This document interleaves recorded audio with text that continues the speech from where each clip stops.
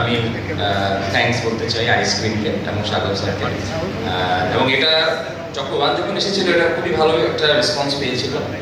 আমরা ওই সময়ে একটা সাকসেস পার্টি করেছিলাম এবং ওখানে আমরা সিজন 2 অ্যানাউন্স করেছিলাম। এরপর প্রায় 1.5 বছর চলে গেছে। এই সিজন 2 নিয়ে আমি প্রতিনিয়ত মানুষের কাছ থেকে মেসেজ পেতাম, বকাঝকা দিয়েছি অনেক আমার পেজে, মানুষজন গালিগালাজ করতো কেন আপনি আনছেন না সিজন 2।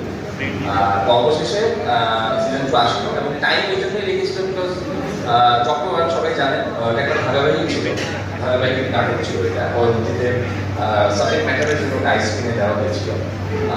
এইটা একটা totally proper OTT content, OTT content যেভাবে বানানো হয়, যে